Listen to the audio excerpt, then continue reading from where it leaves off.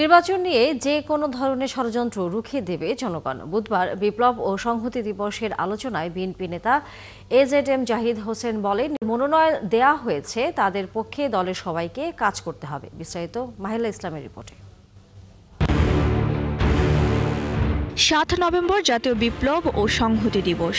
১৯৭৫ সালের এই দিনে আধিপত্যবাদী চক্রের সকল ষড়যন্ত্র রুখে দিয়ে স্বাধীনতা, সার্বভৌমত্ব ও গণতন্ত্র রক্ষায় সিপাহী জনতা কাঁধে কাঁধ মিলিয়ে রাজপথে নেমে আসে। দিনটি উপলক্ষে বিএনপির ১০ দিনের কর্মসূচির অংশ হিসেবে শ্রমিক দল আলোচনার আয়োজন করে। ৪০,০০০ মুক্তিযোদ্ধা বিপ্লবী জনতা অকাতরে জীবন দিয়ে। অনুষ্ঠানে বিএনপির নেতা জাহিদ হোসেন বলেন, ক্ষমতায় বসে নির্বাচন বিলম্বিত করার ষড়যন্ত্র জনগণ রুখে দিবে।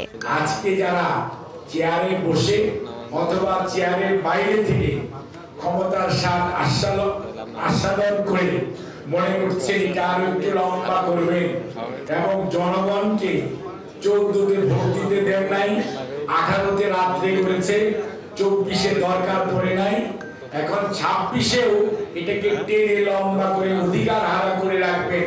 বিভাজন সৃষ্টি করে যারা মনে করছেন যে আগামীতে লাভবান হওয়া যাবে অথবা গণতন্ত্রে যাওয়ার পথকে আরো দীর্ঘস্থায়ী করা যাবে, তারা বুকার স্বর্গে বাস করছে। আর দলীয় প্রার্থীদের নিয়ে কথা বলেন আরেক নেতা নজরুল ইসলাম খান। তিনি বলেন, সবাইকে ঐক্যবদ্ধভাবে কাজ করতে হবে। সবাই মিলে চেষ্টা করবেন, শুধু ঢাকায় না, আপনি এখানে না, আপনার যার যেখানে বাড়ি, যার যেখানে যোগাযোগ আছে, সব জায়গায় চেষ্টা করবেন যাতে করে আগামী নির্বাচনে ধানের শীষের প্রার্থীরা বিজয়ী হয়।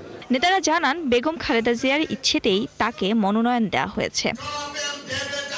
মাহিলা ইসলাম, ৭১, ঢাকা।